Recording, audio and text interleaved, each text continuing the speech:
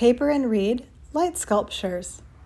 You will need tape, glue, reed, a plastic bag, and a bendable plastic container. Place your reeds in water. Make sure they're covered in water for 10 minutes to 30 minutes. After soaking, keep them moist in a plastic bag. Take your masking tape and rip it into lots of tiny pieces. You're going to need these, and keep them in a convenient spot like on the edge of your table. Get a flexible plastic container. A liter soda bottle would be great, or a container like this one is fine. Please wrap your container with a thin layer of plastic and tape it on. It makes removing your lamp so much easier later. Trust me, I learned the hard way. Notice this container does not have plastic on it. That was my mistake. I should have wrapped it in plastic, and I hope yours is wrapped in plastic at this stage. You're going to take 2 reeds, cut them long enough to go up the side of your container, over the top of it, and back down again with extra. Tape your reeds to the bottom of your container. Don't tape them high up on the sides of your container, just on the bottom.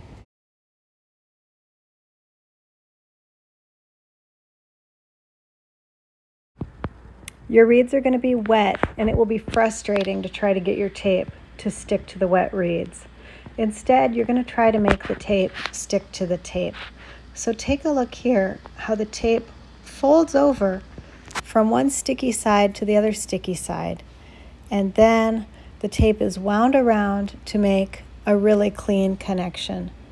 It's tape sticking to itself. Okay, so this is that area that was so open a minute ago. I took a reed and I taped it here, and I twisted it around, and I brought it in here, and once again I taped the tape around. I taped the tape to the tape, and then I wrapped it. And why not have some fun? Why not twist it around? So I'm going to go around and feel if it's still floppy. It's still a little floppy in here. I think I'm going to add one more reed from here to here, just to strengthen that. Okay, so I had this reed around here. I attached it, remembering tape likes to stick to tape. Tape hates to stick to reeds. So I stuck it tape to tape, and then I was having too much fun. So I wound it around here. Whee! And I stuck some more here, and I was still having too much fun. So I wound some down here, and I wound the tape here. So I think this looks pretty cool. I'm going to build on this armature. And look for any places you can cross over and add strength. I'm kind of thinking this to this looks pretty wide and open. I might add another little bow here. So go around and just kind of fill in your areas.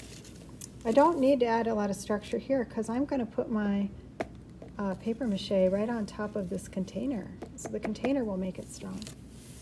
All right, well, let's just get started and give it a shot.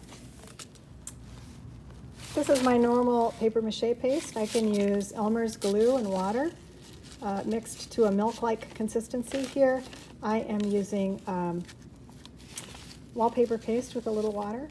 I could also use flour and a little water, or I could even use starch like what you would use for clothes that comes in the blue bottle, Stay Flow starch. That would also work. I could use Mod Podge also. I found one thing that works great for the paper mache part of this is really industrial, inexpensive gas station style paper towels. They have these at schools and gas stations.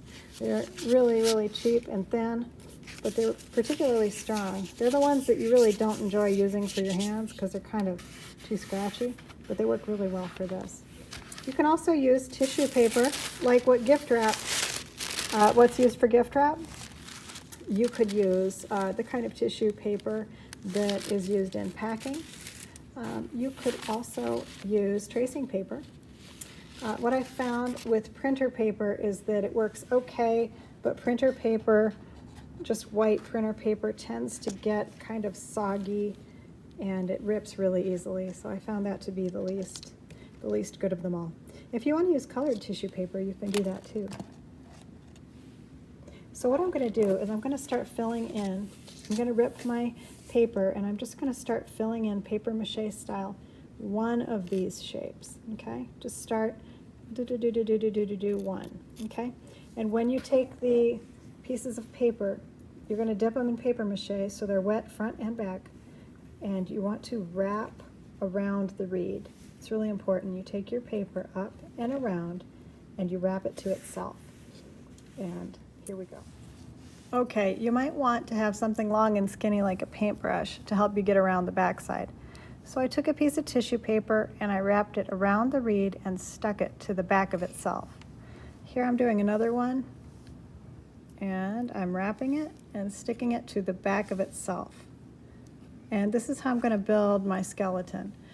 You're going to start in the corners and work your way up and around and out of each shape, wrapping around and sticking it to the back of itself. Layers are good things, so keep layering it up, because the more layers you do, the stronger it gets.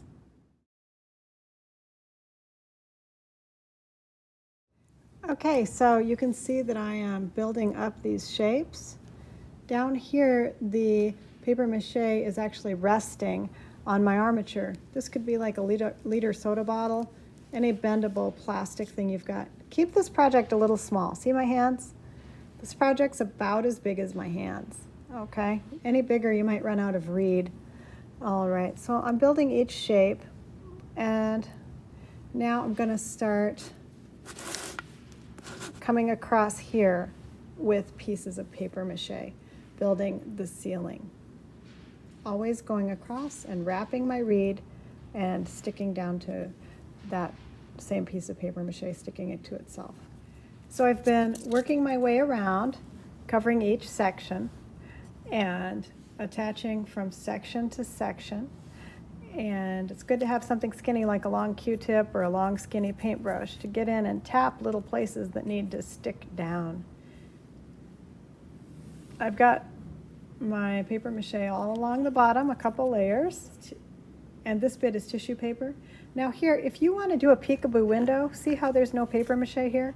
If I feel like it, I can leave this open, and it could be my peekaboo window inside of my project.